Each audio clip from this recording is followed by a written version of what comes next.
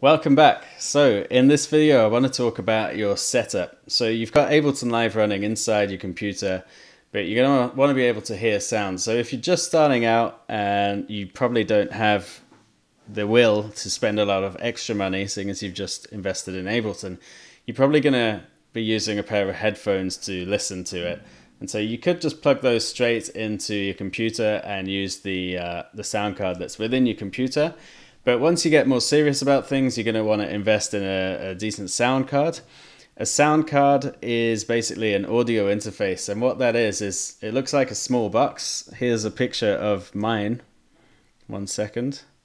This is the one that I have right now. It's not the greatest, it's pretty old, but what it does is on the back of it, you can basically connect it to your PC or your Mac via USB, and then what you can do is plug in your monitor speakers to it. So I have a pair of pretty decent monitor speakers, and these are connected to my audio interface.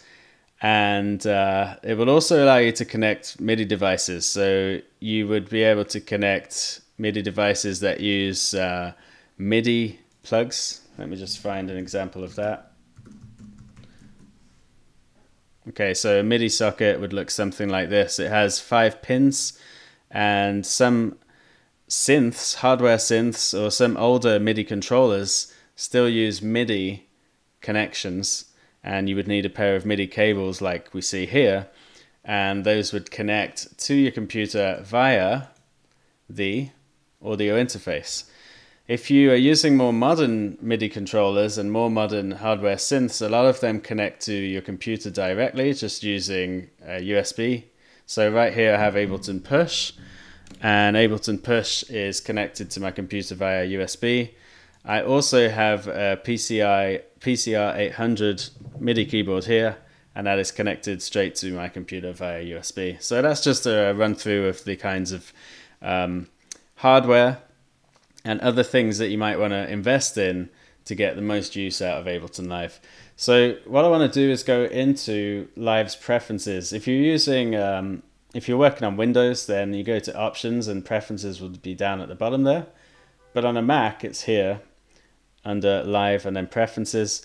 And in MIDI, you'll see that Push shows up there, and Ableton Push is one of these listed control surfaces. So it automatically is mapped to different parameters in Ableton, which is very convenient. The PCR 800 is not listed there, so it requires manual setup. But once we've plugged that in, you can see that track is on for there. And then we can manually map different parameters, such as these knobs on this controller, to different parameters within Ableton Live to control it. And we'll look at that later on. So that's the MIDI sync tab inside Preferences. I want to talk about audio as well. So you'll see here the driver type. On a Mac, you want to make sure Core Audio is selected. If you're working on Windows, you want to choose ASIO. So ASIO drivers are created by a company called Steinberg, which made Cubase, which is a competing workstation to Ableton Live. They've made many other products as well, but the ASIO driver is excellent because it has very, very low latency. You want to select that instead of MME Direct. MME Direct will work, but it will have slightly higher latency. For the audio input device, you can select your audio interface there if you want to plug in a microphone to record guitar or vocals or whatever it is. I'm not going to be doing that for this session here.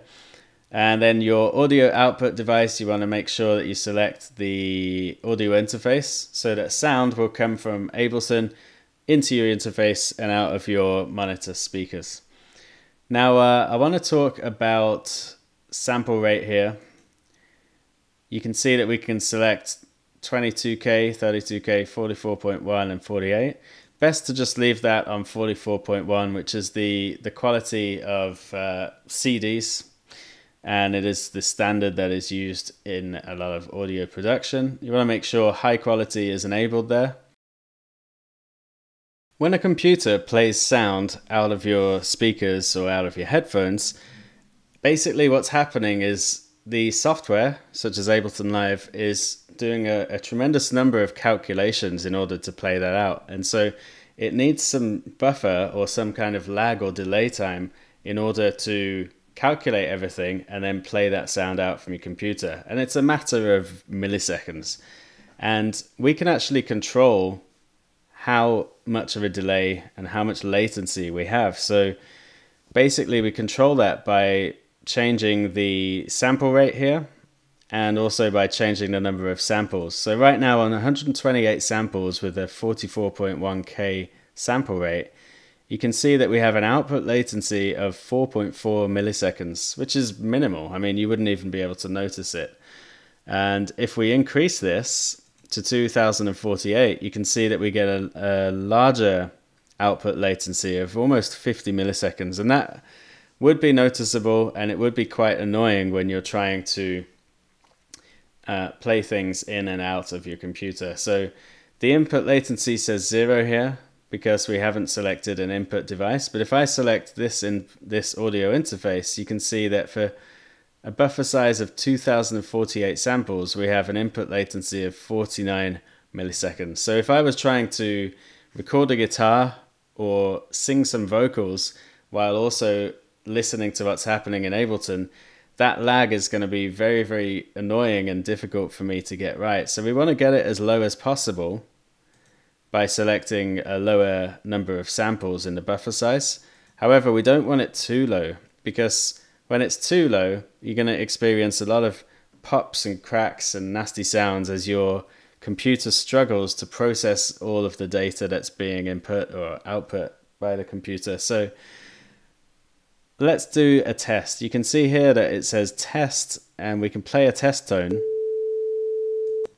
And the purpose of this is to basically set your buffer size. So you want this as low as possible. If we start at 1024 samples, we get a nice clear test tone, no cracks and pops. 256 is working okay. 128 is working okay. 64 samples gives us, I'll stop that now, a much lower output latency and input latency, but it's full of loads of cracks and crackles and pops.